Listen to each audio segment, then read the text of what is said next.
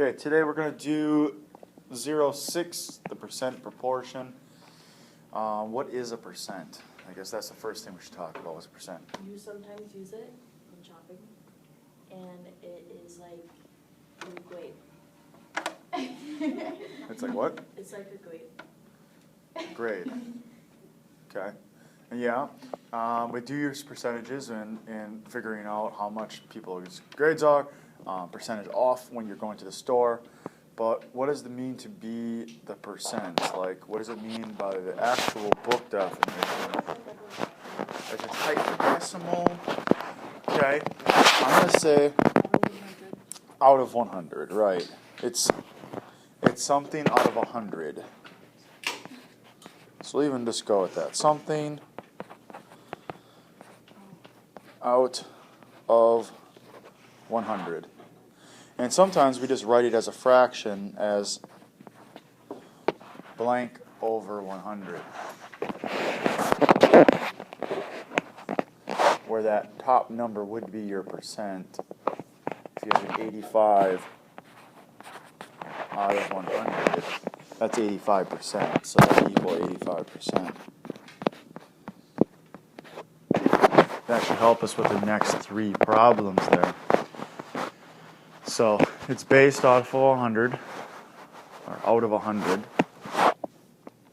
What we have here is it says express each percent as a fraction or mixed number. I'm going to say let's ignore the mixed number and just go as a fraction. Simplified. So 79%. That gave you kind of a clue above there in the blue. What did 79% look like as a fraction? 79 out of 100. Right. Now, you just kind of ask yourself, is that reduced? Yes. Yeah, it is. What about 107%? 107 out of 100. That is reduced as well. The next one is 0.5%. 0.5%. Well, that's an interesting one. Because what does that become?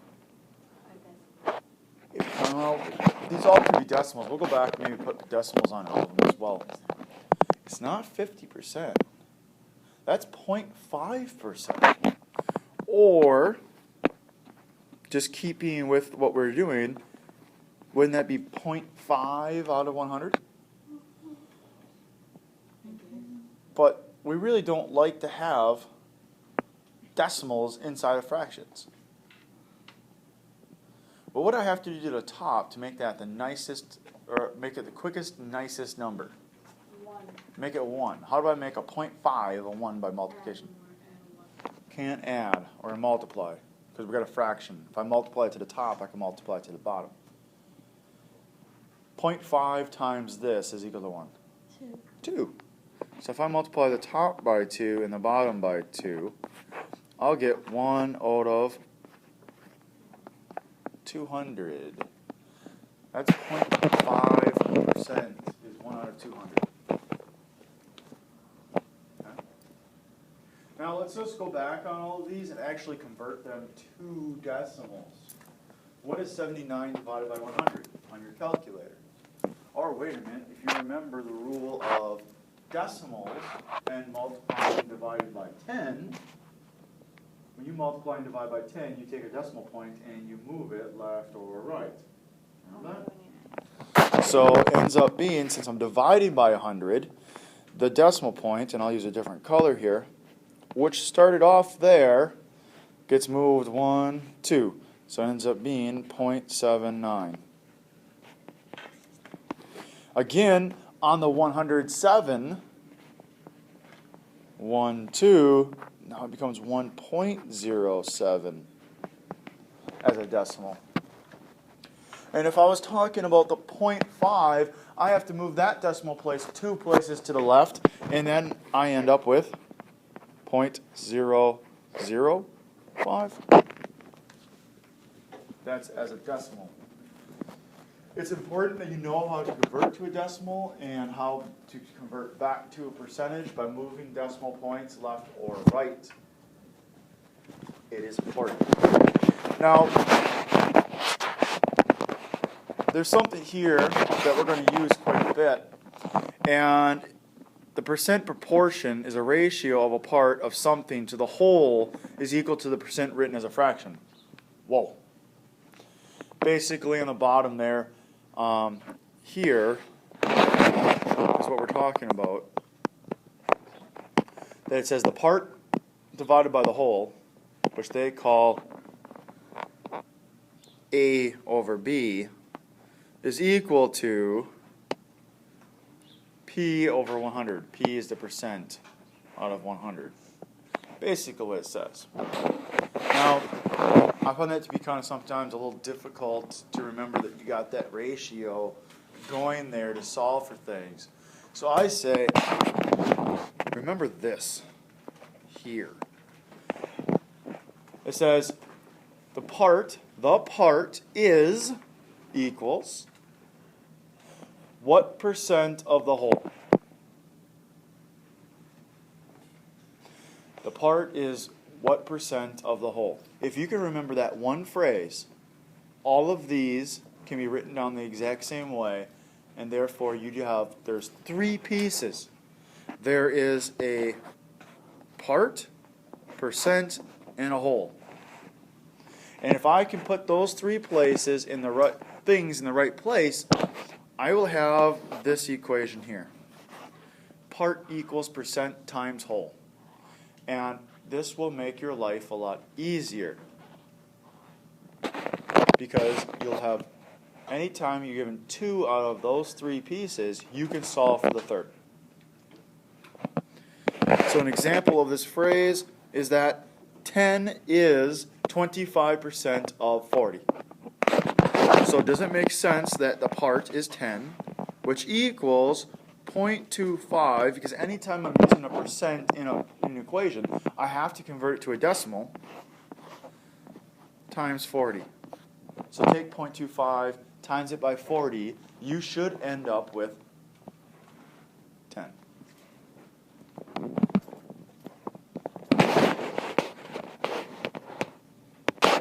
So let's do an example here. It says find the part. It's asking us the part. And I know it's the part because we're going to talk about some signifying things that'll tell me. 40%, well, 40% of 30 is what number? Well, 40% itself must be the percent. Usually percentage ones are the easy ones, it tells you. Of 30. To be of something, you need to be of a group, right? Or of the whole thing. So if anytime you see a number after of, you know you're talking about the whole. So, if you want, you can say this is your percent, this is your whole, and it says of is what number? Is means equals, so this is your part. And if you remember that phrase that I just told you to remember, and that phrase was, the part is what percent of the whole? I don't know why I made that a T, I'm not sure. Of the whole. Percent is 40, but we can't use it as 40, we have to change it to what? We don't like it as a percent, we want it as a decimal. What is it? 0.40. I left part there because we don't know the part. It's asking us to find the part above, right? And the whole number is 30. And what is 0.4 times 30?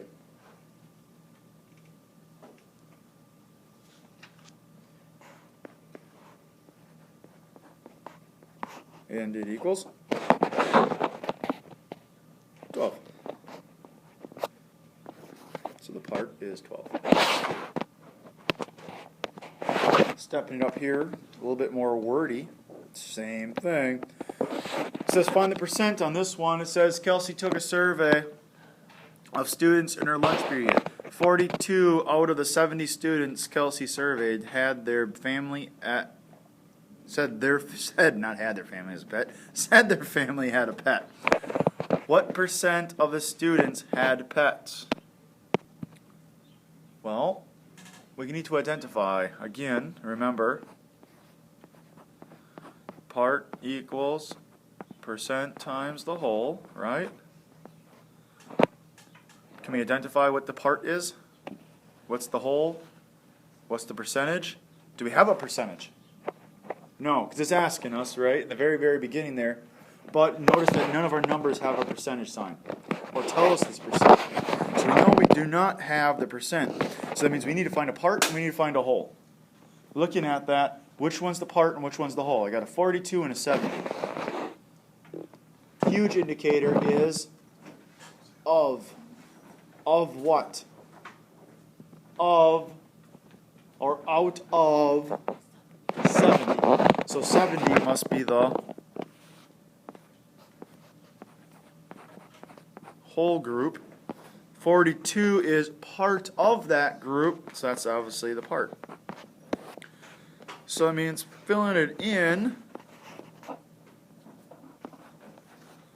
42 times percent times 70.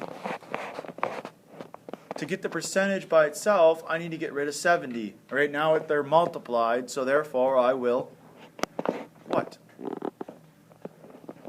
What will I do to get that percent sign by itself? Get rid of multiplying 70 by dividing by 70. What I do to one side, I do to the other. So percent is equal to, and that's just a symbol right now, 42 out of 70. That's the fraction. We need to convert that to a decimal, which then we'll move the decimal place twice to get our percentage. What is 42 divided by 70?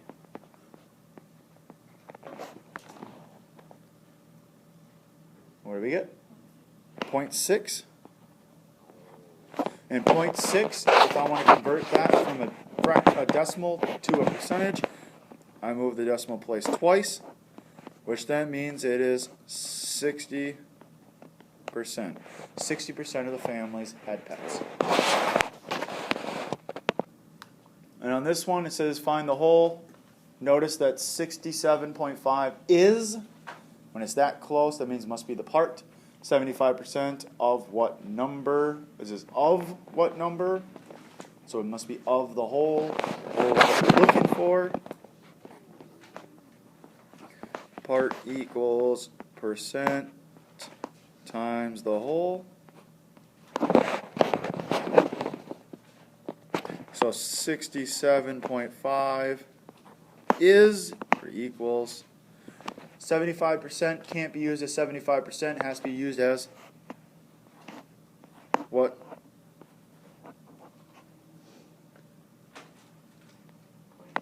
.75. And I'll use W for the whole. To get W by itself,